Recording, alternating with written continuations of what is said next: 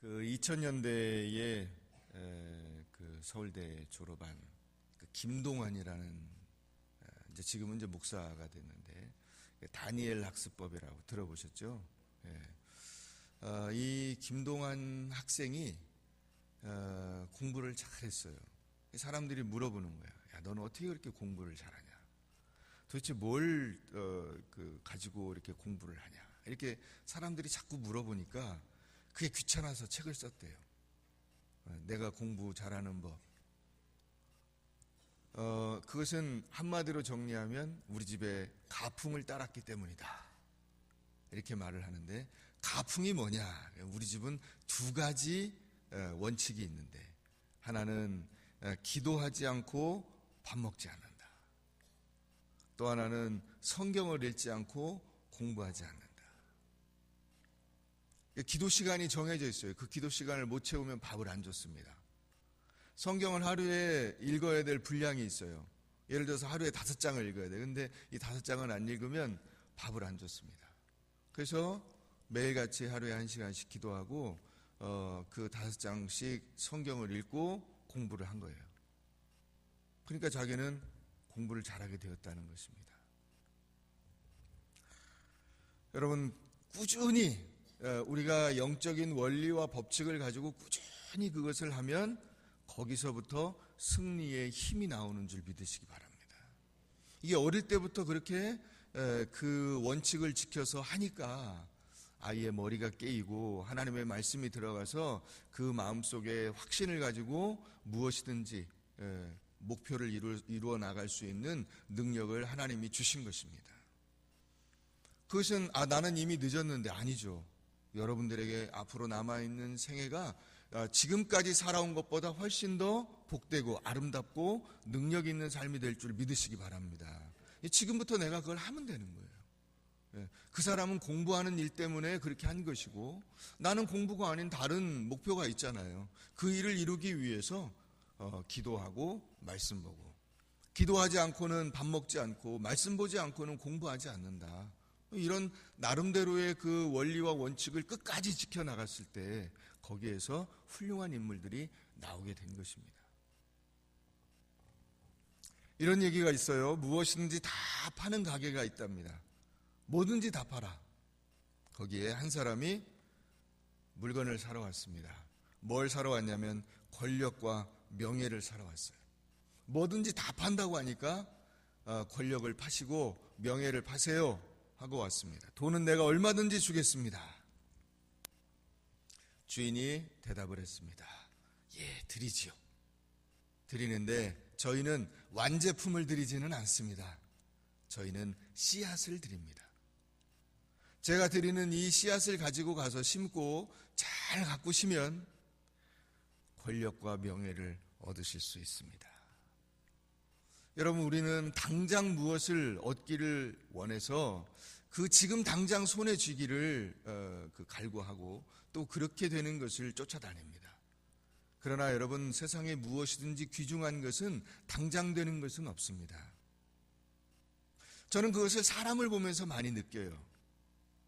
여러분, 다른 짐승들은 태어나서 금방 눈을 뜨고 얼마 안 있으면 뛰어다니는데 왜 사람은 걸어 다니기까지 1년씩이나 걸리고 아이가 철이 들었다고 할 때까지 10년이 넘게 20년이 넘게 심지어는 50년 60년이 돼도 철이 안 들까요? 그것은 그만큼 귀중한 존재이기 때문에 그렇습니다. 노력을, 정성을, 힘을 기울여야만 완성되는 존재예요. 사람은 그런 점에서 씨앗입니다. 귀중한 씨앗이에요. 이 씨앗을 여러분들이 잘 가꾸면 여러분들 안에서 놀라운 은혜의 열매가 맺어질 줄 믿으시기 바랍니다. 그래서 올 한 해 우리가 이 하루하루 살아가는 것이 귀중한 거예요. 그 하루하루 열심히 힘을 기울여서 노력을 기울여서 정성으로 믿음으로 기도로 말씀으로 최선을 다하면 하나님께서 마음속에 큰 기쁨의 열매를 맺도록 인도해 주실 줄 믿습니다. 우리 한번 인사하겠습니다. 예수 안에서 승리합시다. 한 번 더 인사하겠습니다. 당신은 믿음의 사람입니다. 믿음의 사람이에요. 여러분들은 다 믿음의 사람입니다. 하나님께서 그 믿음에 걸맞는 놀라운 은혜를 베풀어 주실 줄 믿습니다. 오늘 우리가 갈라디아서 4장 말씀 보게 되었는데요. 여러분들 이제 주보에 보시면 그 주보 2면에 그 맨 위에 보면 이번 주의 말씀이 있죠. 맨 위에 있죠? 예. 예배 순서 나와 있는 1면 다음 뒤로 넘기면 이번 주의 말씀이 있어요. 있죠? 예. 이번 주는 특세이기 때문에 본문이 달라지겠습니다만은 오늘 제가 이제 갈라디아서 4장 4절 그 중에 하나 있죠? 예, 이걸 가지고 오늘 설교를 하고요. 이제 다른 주에는 이번 주 말고 다음 주부터는 나머지 3개의 말씀 가지고 제가 화요일, 수요일, 목요일 새벽기도 시간에 말씀을 전하고 여러분들이 이 말씀 가지고 가정 예배를 드리시면 된다고 말씀드렸어요. 그 바이블 라이프에 이 내용이 다 담겨져 있고요. 옆에 그 말씀을 해석한 것이 있습니다. 그걸 참고해서 오늘 집에 가셔서 가정 예배도 드리시고 가정 예배 어떻게 하라 그랬어요? 네. 신앙 고백하고 찬송하고 그 말씀 읽고 네. 본문만 읽으세요. 옆에 묵상 내용은 안 읽으셔도 돼요. 본문 읽고 그 다음에 기도하고 가정을 위한 기도를 하잖아요. 본문 생각하면서 기도하고 가정을 위해서 기도하고 그리고 주님 가르쳐 주신 기도로 마치면 됩니다. 간단하죠. 어려울 일이 없어요. 오늘 첫 주일이고 1월 1일이니까 가셔서 가정 예배 드리시고요. 부부끼리 앉아서 드리시고 아니면 애들도 불러서 같이 드리시고 꾸준히 하면 아이들이 동참합니다. 꾸준히 매일같이 하세요. 그래서 올 한 해는 이 가정 예배를 통해서 또 승리하는 역사가 있기를 바랍니다. 자, 오늘 갈라디아서 4장 원래 우리에게 주어진 말씀은 4절에서 7절인데 제가 1절부터 9절 말씀을 함께 나누어 보려고 생각을 하고 있습니다. 이 갈라디아 교회는 바울이 전도를 해서 세운 교회예요. 개척해서 세운 교회인데 여기에 유대인들이 들어와서 유대주의자들이 이 갈라디아 교인들에게 엉뚱한 복음, 그 갈라디아서에 나오는 단어로 표현하면 다른 복음을 이야기했어요. 그 다른 복음이라는 게 뭐냐면 유대교 원리를 지켜야 된다는 거예요. 그래서 할례도 받고 또 여러 가지 유대교의 이 원리와 원칙을 지켜나가는 것이 믿음 생활 잘하는 것이다. 이런 얘기를 한 거예요. 바울이 그 소식을 듣고 이건 아니지. 우리가 믿음으로 구원받은 것인데 다시 할례를 받을 필요가 없지 하는 내용들을 쭉 쓰고 우리가 예수 그리스도 안에서 믿음으로 구원받은 사람들이기 때문에 그런 헛된 세상의 초등학문에 매여서 살지 마라 하는 내용들을 말씀하고 있습니다. 오늘 이 말씀 가지고 우리가 함께 잠깐 은혜 나누려고 합니다. 첫째로 인간은 자유롭지만 사실은 자유롭지 않다는 사실입니다. 자, 1절 2절 말씀 한번 볼까요? 내가 또 말하노니 유업을 이을 자가 모든 것의 주인이나 어렸을 동안에는 종과 다름이 없어서 그 아버지가 정한 때까지 후견인과 청지기 아래에 있나니. 이 고대 로마에서는 노예들이 거의 모든 일을 다 했습니다. 이 시민 혹은 자유인은 그냥 먹고 노는 것밖에 없어요. 자기가 즐거움을 위해서 하는 그 일 빼고 나머지는 다 종들에게 맡겼어요. 그래서 아이들 공부시키고 양육하고 하는 것도 전부 다 노예들이 했어요. 그러니까 나에게 예를 들어서 이 상속, 내 모든 것을 물려줄 이 후계자가 자녀가 있습니다. 그러면 그 자녀를 그 선생님 노예한테 맡기는 거예요. 뭔가를 배우고 공부를 많이 한 그 노예에게 이 자녀 교육을 맡겨. 그래서 이 노예는 이 아이를 데리고 학교에 데리고 가고 데리고 오고 그 아이에게 필요한 모든 것들을 전수해 주는 거예요. 언제까지? 얘가 성인이 돼서 그 정상적인 역할을 할 수 있는 때까지. 이 말씀이 그 말씀이에요. 이해가 되시죠? 여러분, 예를 들어서 옛날에 왕이 있습니다. 자, 왕이 왕세자를 정했어요. 여러 왕자들 가운데 한 명을 이제 너가 다음 왕이다 그래서 세자 책봉을 했습니다. 이 세자에게 뭘 해야 돼요? 왕 수업을 해야죠. 그 왕 수업을 시키는 사람이 있었어요. 그것을 조선시대의 그 벼슬 명칭으로 서연관이라고 하는 이 벼슬아치가, 서연관이 이 세자에게 그 왕이 해야 될 모든 것을 가르치는 겁니다. 실제적인 행동도 가르치지만은 지식적인 면에서도 인품적인 면에서도 완성될 수 있도록 가르쳐줘요. 이 서연관에게 그 모든 것을 전수받을 때까지는 이 세자는 계속 그 서연관의 제자야. 그러나 이 공부를 다 마쳤어요. 혹은 중간에 이제 왕이 죽었습니다. 그리고 자기가 왕위에 올라. 그러면 서연관은 자기 뭐가 됩니까? 스승님이지만 신하가 되는 거예요. 지금 1, 2절의 말씀이 그거예요. 이해가 되시죠? 예. 우리가 예수를 믿기 전까지, 우리가 예수를 알기 전까지 이 세상에서 이 알고 배우고 세상에 매여 있던 그 모든 것들을 뭐라고 하냐면 세상 초등학문이라고 하는 거예요. 여기에 매여서 사는 거예요. 여러분, 제가 2016년도에 들었던 가장 황당한 뉴스, 제 스스로 뽑은 황당한 뉴스가 뭐였냐면, 작년 8월 5일에 이 고등학교 여자 동창생한테 속아가지고 18년 동안 겉으로 드러난 그 명백히 증거가 드러난 금액만 8억 원, 실제 본인들 주장에 의하면 12억에서 13억 원을 그 이 한 동창생이 다른 동창생한테 갖다 바쳤어요. 그 뉴스 들어보셨어요? 네. 들으신 분도 있고 못 들으신 분들도 있을 거예요. 이 그 동창생이 어떻게 그렇게 되었냐면, 심성이 여려요. 이 한 그 친구가, 고등학교 친구인데 심성이 여려. 그래가지고 돈을 한번 빌렸어요.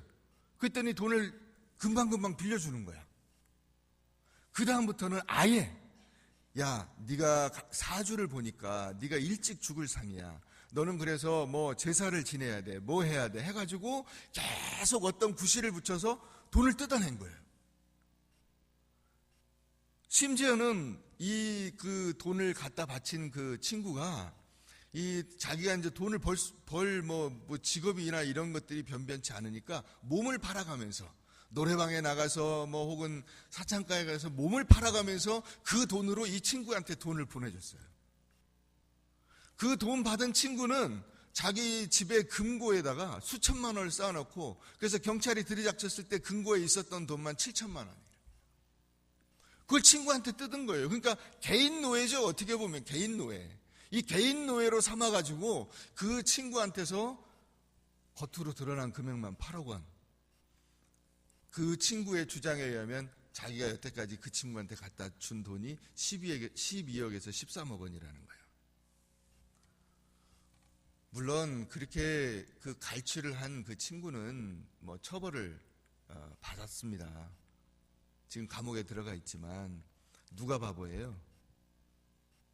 그게 바보지. 갖다 바친 사람이 바보지. 그게 그렇지 않아요? 심지어는 그 가족들하고 함께 살면 그런 일을 할 수가 없잖아. 이 몸을 팔고 막 갖다가 이게 누구한테 주고 하는 것이 가족들이 말릴 거 아니에요. 너 왜 그래? 하고 말릴 거 아닙니까? 그래서 가족과 함께 살면 칼부림이 나는 등 흉흉한 일이 생긴다 해서 혼자 살게 했다는 거예요. 아니, 나이가 한 40씩 돼가지고 그런 얘기에 넘어간다는 것이 더 웃기지 않습니까? 여러분, 어떻게 이렇게 어리석은 인간이 있는지. 근데 이게 뒤집어 보면 여러분 지금 뭐 돌아다니는 얘기들도 그런 얘기 아니에요? 누군가에게 조종당해가지고 뭐 막 움직인다는 거잖아. 이 사람이 이 자유롭지만 자유롭지 않은 거예요. 뭔가 매여가지고 그것에 이게 휩쓸려서 정상적인 사고를 할 수 없는 인간의 존재라는 것이 그런 거예요. 갈라디아 성도들이 이 사도 바울이 복음을 들고 가서 전도하기 전에는 이방신을 섬기고 그 아래에서 노예처럼 살았다는 것입니다. 그들은 그 신을 두려워하면서 그 아래에서 종과 같이 살았어요. 마치 그 신이 자신의 운명을 쥐고 있는 것처럼 그 신을 노엽게 하지 않으려는 부단한 노력을 통해서 구원을 얻으려고 한 것입니다. 그것을 사도 바울이 일컬어서 세상의 초등학문이라고 한 것입니다.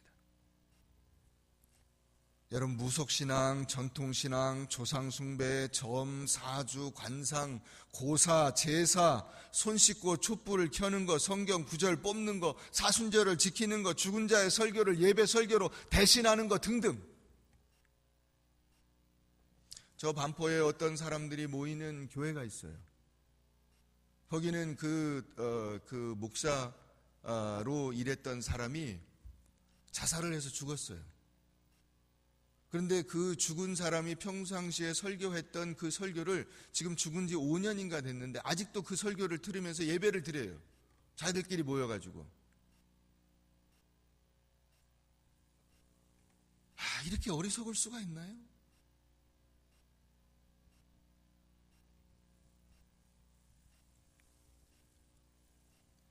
여러분, 예수님께서 2000년 전에 오셔서 갈보리 십자가 위에서 구원을 완성하셨는데도 아직까지 사람들은 이 세상 초등학문 아래서 신음하며 종로를 타고 있는 것입니다. 우리도 한때는 세상의 헛된 생각에 사로잡혀서 산 적이 있었을 것입니다. 무언가 이루어 보겠다고 생각하고 거기에다가 모든 노력을 쏟고 내 그 시간과 노력과 물질과 정성을 쏟아가지고 그 어떤 일을 하려고 했던 적이 있어요. 그러나 돌아보니까 어떻습니까? 내가 그때 쓸데없는 짓을 했구나. 무모한 욕심을 가졌구나.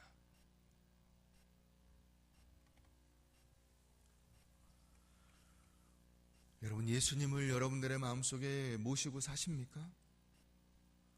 그리스도를 진실되게 믿으셔야 돼요. 진실되게, 진정으로 마음문을 열고 예수 그리스도를 영접하셔야 돼요. 그리스도 이외의 그 모든 것들은 다 실패로 돌아가게 될 것입니다. 빌립보서 3장 7절과 8절 말씀 보면 우리 같이 한번 읽어보겠습니다. 시작. 그러나 무엇이든지 내게 유익하던 것을 내가 그리스도를 위하여 다 해로 여길 뿐더러 또한 모든 것을 해로 여김은 내 주 그리스도 예수를 아는 지식이, 예수 그리스도 외에 다른 것은 없는 거예요. 예수님 말고 다른 것은 다 헛된 거예요.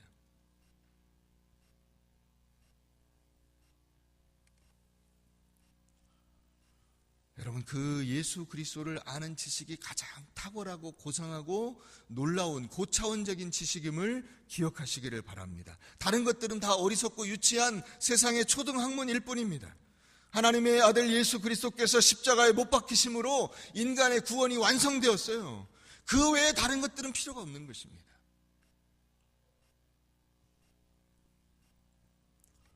구원이라는 것은 온 천지를 지으신 창조주 하나님께서 직접 오셔서 인간의 몸을 입고 이 땅에 오셔서 피를 흘리시고 그 피를 흘리심으로 우리의 모든 죄를 씻어주신 거예요.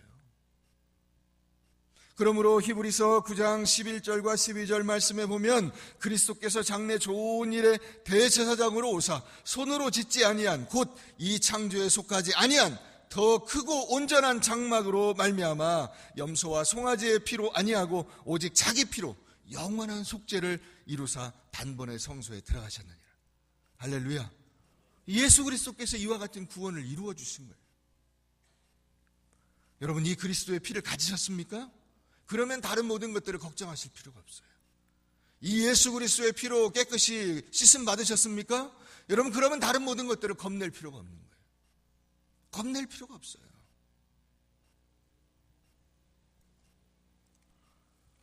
두 번째로 때가 된다 하는 것입니다. 때가 된다.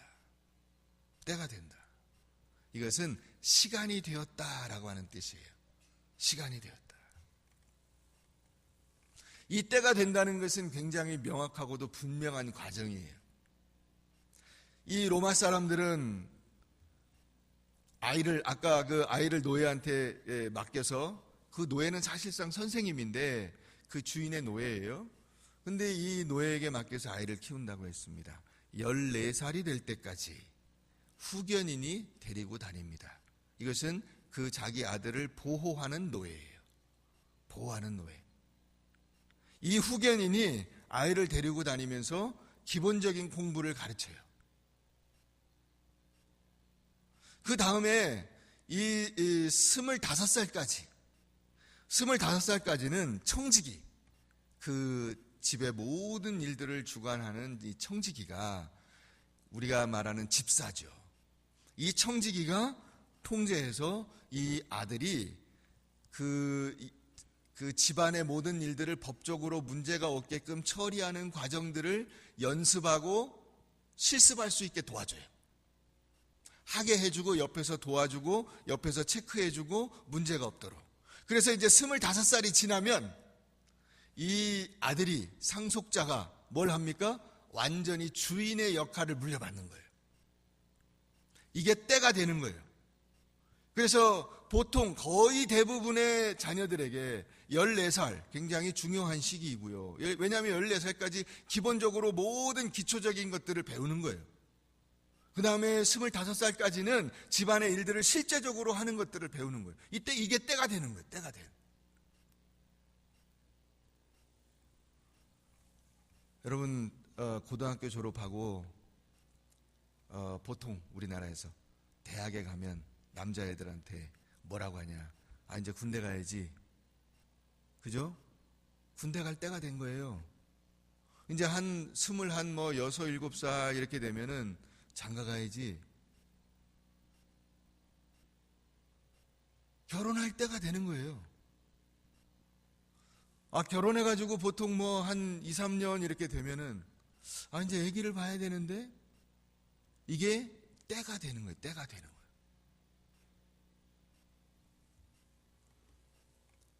아버지가 자신의 모든 것을 물려줄 아들이 있을 때 그 아들이 그냥 갑자기 나와가지고 뭘 할 수 있는 게 아니기 때문에 그 아들에게 그 아버지가 가지고 있는 모든 지식과 능력과 권한을 물려주기 위해서 그 기초를 닦는 거예요. 그게 다 완성되는 시점, 그것이 때가 되는 것입니다.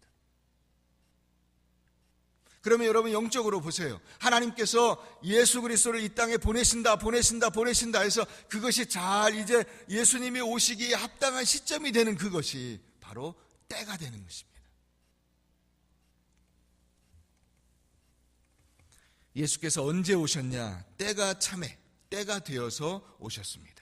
무슨 때가 찼느냐? 온 세상 사람들이 유대인이건 이방인이건 상관없이 스스로 구원해 보려고 부단히 노력해 보았으나 아무것도 이루지 못한 시점, 실패한 시점, 그 어떤 것으로도 소용이 없는 시점, 그 시점이 되었을 때 인간의 노력이라는 것이 너무 부질없고 소용이 없고 한계가 있는 것이구나, 이것을 모든 사람이 다 공감하는 그때 예수님께서 오신 것입니다.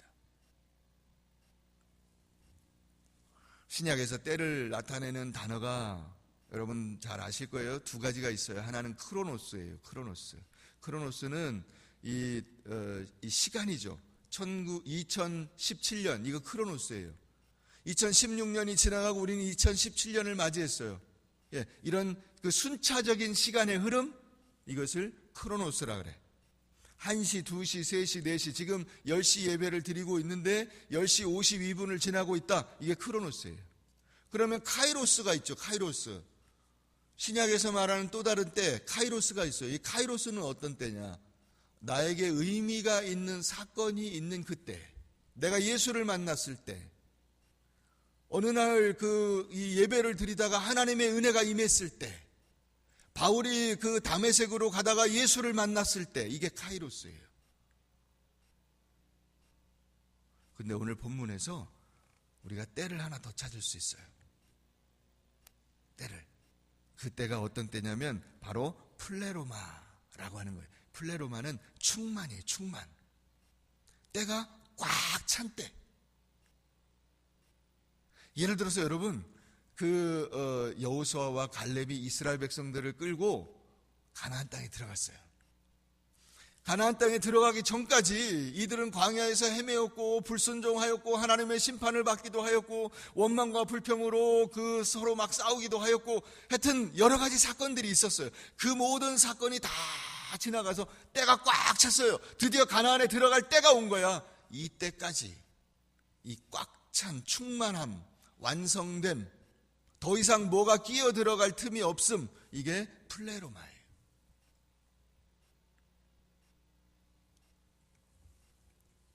플레로마에는 아픔이 있고 고난이 있고 어려움이 있습니다. 그 아픔과 고난과 어려움, 그 환난을 견뎌야 그 플레로마를 맞이할 수가 있는 거예요. 여러분, 예를 들면 시험 공부를 하는 사람이 시험에 합격하기 위해서 공부를 열심히 해서 그 열심히 하는 그 어려움과 고난의 시기를 겪어야만 드디어 이 합격이라고 하는 플레로마를 맞이할 수 있는 거예요.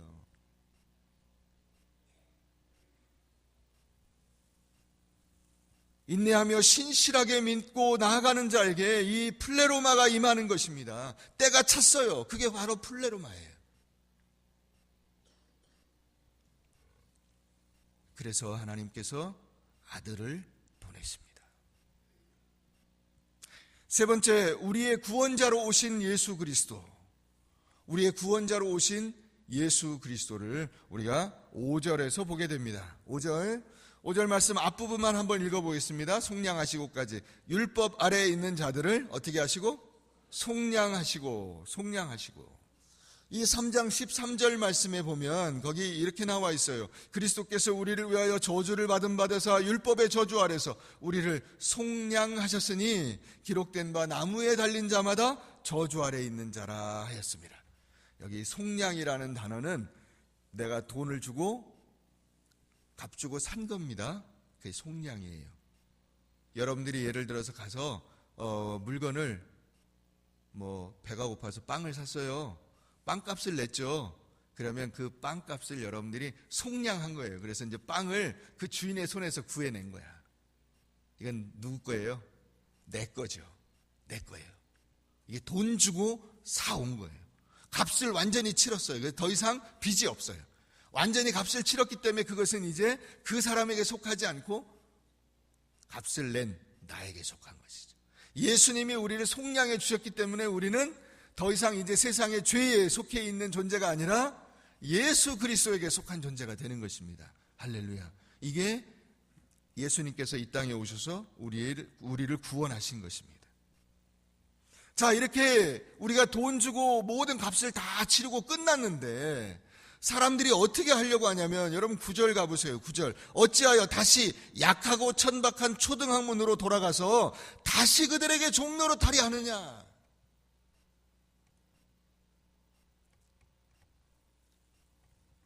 값을 다 치렀어요. 해방됐어요. 그런데 또 들어가서 종노릇하고 있다는 거예요. 또 그 밑에 들어가서 거기서 노예 생활을 하고 있다는 거야.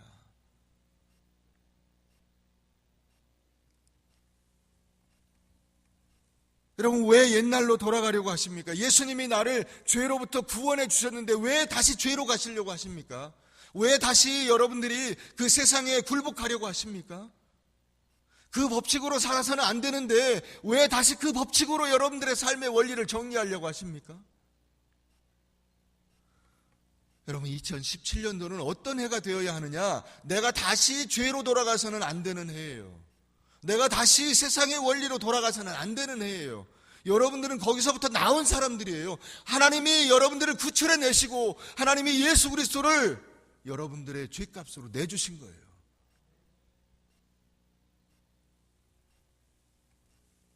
성경에서는 그것을 뭐라고 표현하냐면, 개가 토한 것을 다시 먹고 돼지가 그 누웠던 곳에 다시 눕는다, 이렇게 말하고 있습니다. 여러분, 개가 지가 토한 거 먹는 거 보셨어요? 역겹잖아요. 그런데 여러분, 사람이 다시 죄 가운데 돌아가는 것이 그와 같은 모습이라는 거예요, 영적으로.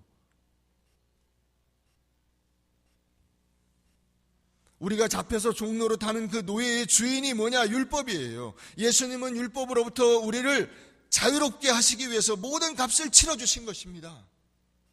할렐루야. 그런데 우리에게 이 대단한 율법의 요구를 충족시켜서 우리를 완전히 자유롭게 해주셨는데 왜 다시 그 율법의 요구에 돌아가려고 하느냐? 묻고 있는 것입니다. 그래서 나온 말씀이 5절 뒷부분이에요. 5절 뒷부분 같이 한번 읽어보겠습니다. 시작. 뭘 얻게 하려고? 이 아들의 지위, 아들의 법적 지위예요. 이 명분이라는 것이 법적 지위. 여러분들은 다 법적 지위를 가지고 있어요. 기본적으로 대한민국 국민이라고 하는 법적 지위가 있습니다. 그래서 여러분들 다 여러분들 이름으로 여권을 신청하면 나오죠? 예, 법적으로 증명해 주는 거예요. 이 사람은 우리나라 사람이요 하고. 법적 지위예요. 그런데 예수님이 오셔서 우리를 위해서 하신 일이 뭐냐? 죄를 속량해 주신 것이 첫 번째고, 두 번째는 아들의 지위를 주셨다는 거예요. 아들의 법적 지위를 우리에게 허락해 주셨어. 자녀의 지위를 허락해 주신 거예요. 여러분 이걸 잘 들으셔야 돼요. 오늘 말씀의 결론은 바로 이거예요. 뭘 얻게 해주셨어요? 뭘 얻게 해주셨다고요? 자녀의 지위를 얻게 해주신 거예요. 아들의 명분을 얻게 해주신 거예요. 자, 이게 무슨 뜻인가를 제가 말씀을 드릴게요. 이것은 문자적으로 보면 예수님을 통해서 자녀의 지위를 우리가 받는다고 하는 뜻인데, 이 로마 지역에서 만약에 어떤 사람에게 아들이 없어요. 그러면 후계자를 삼아야 되는데 후계자가 없는 거야. 자식이 없어. 그럼 어떻게 하느냐? 자기의 그 종 가운데서, 노예 가운데서 제일 똘똘하고 믿을 만한 사람을 골라. 그래가지고 그 종을 양자로 삼아요. 양자. 아들이야. 그러면 아들의 법적인 지위가 그 노예에게 주어집니다. 그러면 이제 그 노예는 양자가 되어서 그 절차가 끝나면 노예예요? 아들이에요? 노예예요? 아들이에요? 이거예요. 자, 이제 아들이 됐어요. 아들이 됐는데, 그럼 아들이 됐으면 아들로 살아야 되잖아. 그죠? 이제 노예가 아니라 아들이니까 아들로 살아야 되는데 뭘로 사냐면 노예로 사는 거야. 얼마나 답답합니까? 야, 너는 이제 아들인데 네가 이 집안의 모든 실권을 쥔 정상적인 상속자인데 왜 노예가 되려고 그래? 왜 노예의 일을 하려고 그래? 그런 관점에서 이 말씀을 보세요. 율법 아래 있는 자들을 속량하시고 우리로 아들의 명분을 얻게 하려 하심이라. 많은 분들이 예수를 믿을 때 예수님이 나를 위해서 십자가에 달려 죽으셨다 하는 이것만 생각해요. 이것만. 뭘 잊어버리냐면 바로 이 예수님이 내게 아들의 명분, 이 아들의 지위, 자녀의 지위를 주셨다는 사실을 잊어버려. 그래서 어떻게 하냐면 이제 예수 믿었어. 그런데 마치 뭐와 같아요? 그 감옥에서 막 나온 전과자와 같아. 감옥에서 막 풀려났어요. 석방됐어요. 이제 더 이상 이제 죄에 그 잡혀있는 몸이 아니야. 그래서 나와가지고 살아야 되는데 가진 게 아무것도 없어. 그래서 어떻게 해야 돼요? 가서 그때부터 열심히 일을 해야 돼. 이걸로 가버립니다. 뭔 말인지 이해가 되세요? 자, 그 감옥에서 나왔는데 이 사람은 뭐와 같냐면 재벌 회장이야. 재벌 회장. 그러면 가서 열심히 막 이 노가다 하고 이런 걸 할 필요가 있어요? 없어요? 없어요. 그럴 필요가 없어요. 아들의 명분이 주어졌단 말이에요. 아들의 지위, 이 자녀의 지위가 주어졌어요. 법적으로. 큰 그룹 회장이야. 자기가. 상속자야. 그러니까 다시 가서 이제 노예 노릇을 하고 가서 막 노가다를 하고 종업원 노릇을 할 필요가 있습니까? 없습니까? 없어요. 없는데 우리는 자꾸 신앙생활을 이렇게 한다는 거죠. 나의 노력으로 뭔가 하나님에게 칭찬을 받아보려고 막 애쓰고 노력하고 달려다니고 막 쫓아다니는 거예요. 여러분들은 뭐예요? 하나님의 자녀들인데 왜 노예로 가냐 이 말이에요. 왜 노예로?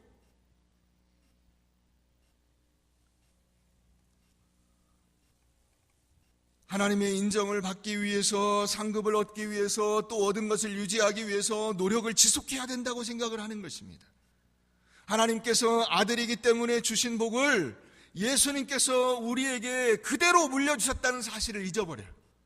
그리고는 내가 이 하나님이 주셔야 될 복을 내가 쟁취해서 만들어내야 된다고 생각을 해요. 그것도 주시는 것이다. 자, 따라해보세요. 하나님께서 아들로 만들어 주시고 하늘의 풍성함을 우리에게 그것도 주신다. 그것도 주시는 거예요. 다. 내가 그걸 막 만들어내려고 할 필요가 없는 거예요. 이게 갈라디아 사람들이 가지고 있는 문제점이었어요. 예수 믿고 구원받았는데 가서 다시 할례 받고 가서 다시 안식일을 지키고 가서 다시 뭘 하고 막 이런 거에 매여서 살고 있다는 모습을 들으니까, 그런 소식을 들으니까 바울이 너무 답답한 거예요. 다시 글리 가면 안 되는데, 그거 아닌데 왜 글리 갑니까?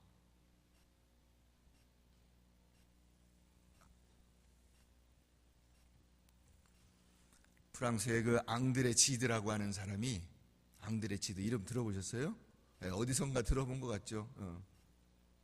앙드레 지드라고 하는 사람이 돌아온 탕자라는 소설을 썼어요. 탕자가 돌아온 다음에 일어난 일을 쓴 거예요. 예수님은 거기에 대해서 말씀하셨어요? 안 하셨어요? 말씀 안 하셨어요. 왜? 필요가 없기 때문에 얘기를 안 하신 거예요. 근데 어쨌든 이 사람은 그 얘기를 썼어요. 이제 그건 상상으로 쓴 거죠. 여러분, 탕자가 돌아왔어요. 그 다음에 어떤 일이 있었을까요? 탕자가 이 속으로 생각을 했어요. 아버지한테 가면 그 배부르게 먹는 그 품꾼들이 얼마나 많이 있나. 나도 거기 가서 배불리 좀 먹어보자.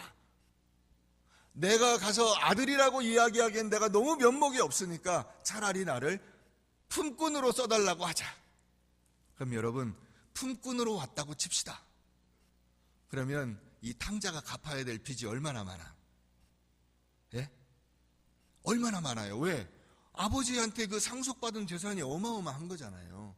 그거를 다 갖고 가서 날려먹었는데 이제 와가지고 아버지 밑에서 노가다를 하면서 그 빚을 갚아야 돼. 그러니까 매달 받는 월급에서 거의 대부분을 아버지 그 빚 갚는 그 원금과 이자로 다 줘버리고 자기는 남는 게 하나도 없어요. 이게 불행한 신앙생활이에요, 이게. 여러분, 신앙생활을 이렇게 하면 안 되는 것입니다.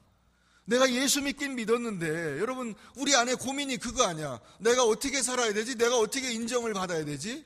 내가 하나님께 인정받는 길은 무엇이지? 라고 생각해서 자꾸 그걸 내 노력과 열심으로 해결하려고 하는 거예요.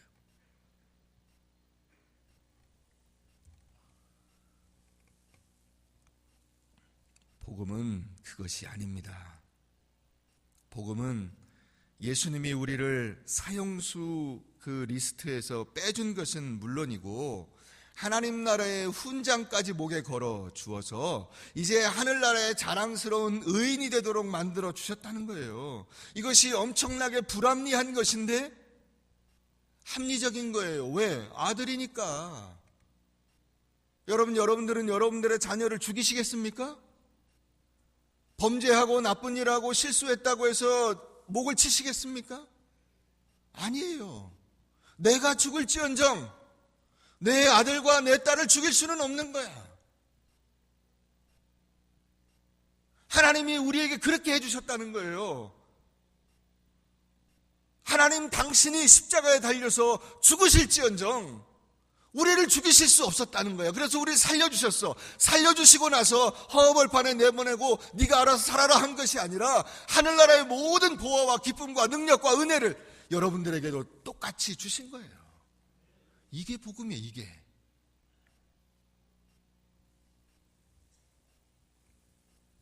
우리가 이것을 잊으면 내가 실패하고 죄를 범할 때마다 늘 불안하고 절망하고 어떻게 하나 이 조바심을 내고 그래서 나의 섣부른 노력으로 하나님의 그 계획과 뜻을 망가뜨리게 되는 것입니다. 우리는 보통 자신이 모든 죄가 깨끗이 씻겨진 존재임은 믿지만은 그러나 이제부터 내가 하나님께서 나를 사랑하시고 나를 받아들일 수 있도록 훌륭한 사람으로 살아야 하는 몫은 나에게 달려 있다고 생각을 합니다. 그러면 어떻게 되냐면 이 5절 앞부분까지만 진도가 나간 거예요. 5절 뒷부분은 모르고 있는 거야. 우리로 아들의 명분을, 이 양자됨을 얻도록 하기 위해서 예수님께서 십자가에 달려 죽으신 것입니다. 그러므로 우리는 죄가 깨끗이 지워진 사람들이면서 동시에 예수님께서 당신의 의를 피로 우리 위에 의인이다 라고 써주신 거예요. 우리가 그것까지 믿어야 되는 것입니다. 내가 그러므로 깨끗한 의인이 되는 은혜를 받은 사람이면서 동시에 자녀로서 인침받은 사람들이다. 그래서 우리에게는 어떤 권한이 있어요? 하나님의 자녀로서의 권한과 능력이 있는 거예요. 그걸 나에게 주신 거예요. 그러므로 여러분들의 인생, 여러분들의 이 삶에 하나님께서 주신 은혜를 생각하십시오. 은혜는 이 죄로부터 구원받는 데서 끝난 것이 아니라 나에게 하늘나라의 자녀됨을 주시는 것까지, 하늘나라의 풍성한 은혜와 권세와 능력을 여러분들에게 주시는 것까지 다 포함이 된다는 사실입니다. 사랑하는 여러분,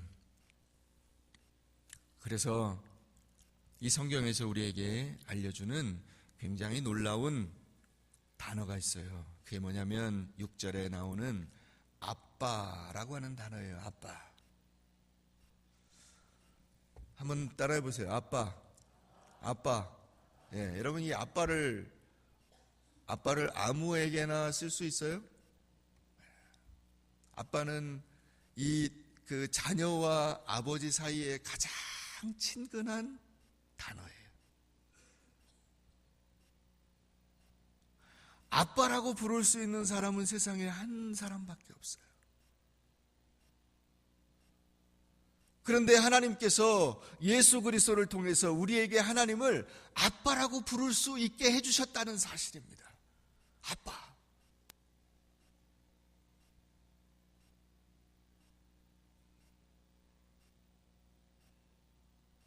여러분들을 아빠라고 부르는, 여러분들을 엄마라고 부르는 여러분 그 자녀를 생각해 보세요. 그 자녀에게 여러분들이 못 주실 게 뭐가 있겠어요? 아끼실 게 뭐가 있겠어요?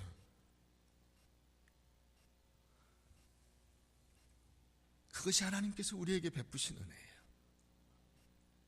칼 바르트라고 하는 신학자가 어느 날 강연에 갔는데 그 강연에 있던 청중 가운데 한 사람이 강연이 끝나고 물어봤어요. 위대한 학자죠. 세계적인 학자입니다. 칼 바르트. 선생님, 지금까지 선생님의 마음속에 스쳐간 가장 위대한 생각, 선생님의 모든 생각의 핵심, 그것은 무엇입니까? 라고 하는 질문을 했어요. 그때 이 바르트 교수가 이야기했습니다. Jesus loves me still. Bible says so. 예수님께서 아직도 나를 사랑하신다고 말씀하신 것, 성경에 쓰여 있는 바로 그 말입니다. 라고 이야기를 했어요. 여러분, 하나님께서 여러분들을 사랑하시고 여러분들을 위해서 모든 것을 아낌없이 내어주셨다는 사실을 기억하십시오. 그것이 올 한 해 동안 우리가 잊지 말고 마음속에 품고 나아가야 할 가장 아름답고 고귀하고 위대한 생각입니다.